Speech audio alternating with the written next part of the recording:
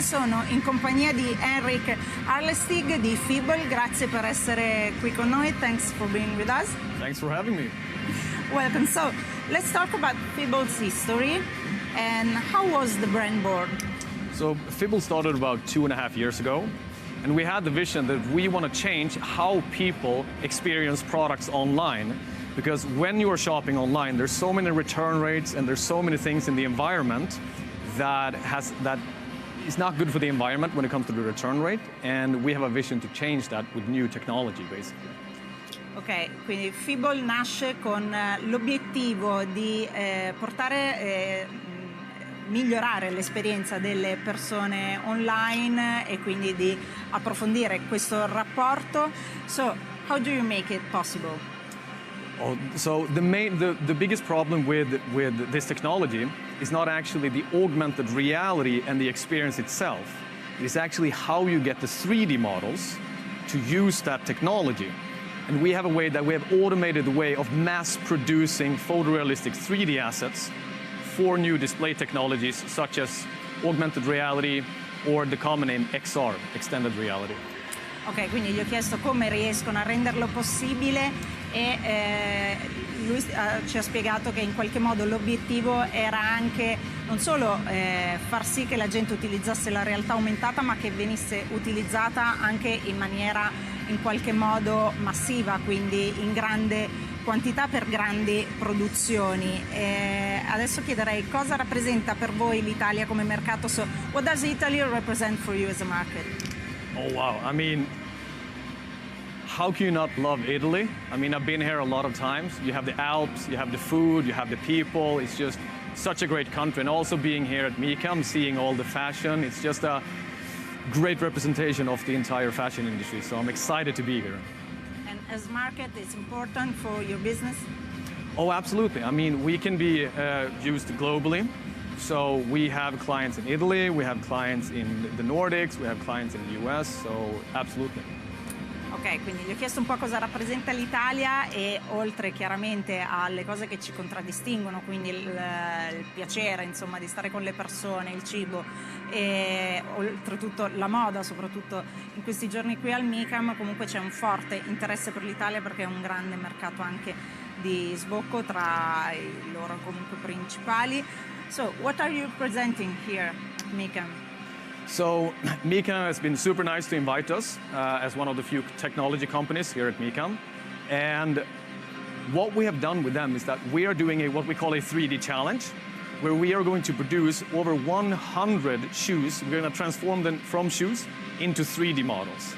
And we're going to do that over the course of these days. And from what we know, this has not been done before. So potentially, this could be a record, maybe even a world record.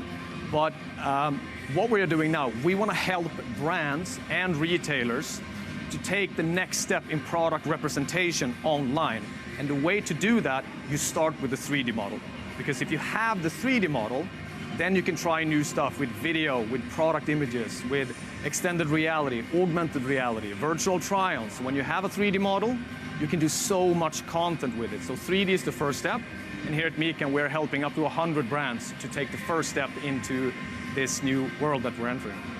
Ok, quindi insomma gli ho chiesto cosa presentano qui al MICAM e ci ha parlato di questa grande sfida per loro che potrebbe essere potenzialmente un record, ovvero produrre più di 100 modelli in 3D e che il 3D oltretutto potrebbe essere anche un modo per aiutare tanti brand, soprattutto per quanto riguarda lo shopping online. Comunque può dare un'idea di come un tipo di calzatura può essere indossato, può aiutare veramente tanto le aziende. So, what are the main difficulties you face in this kind of market?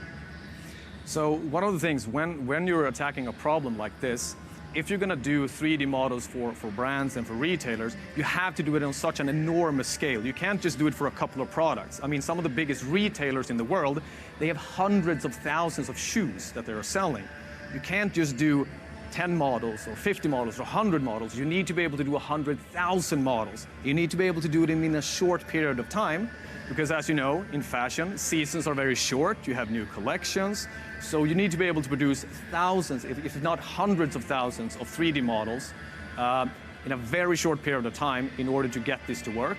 And this, I'm very happy to say that it's taken us 2.5 years to solve, but finally we're at the point where we can mass produce photorealistic 3D models at a scale that no one has seen before. So this is some of the difficulties that we have overcome so far.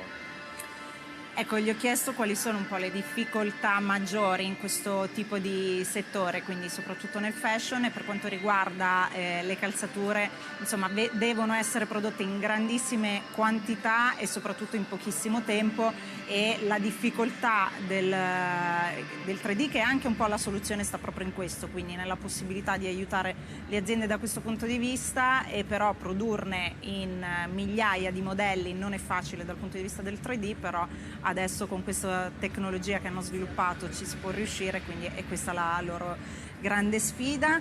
Future projects. Future projects. So a lot of people are talking about, when you're talking about this technology, they're talking about the metaverse, or they're talking about Apple's new augmented reality glasses. What I like to do is sort of try to focus on what problems can we solve today, because the major platforms out there like Google, Apple, Meta, they have this technology available for brands and retailers today. So let's not focus on the metaverse just yet. Let's focus on the technologies that we have today before we start entering the metaverse.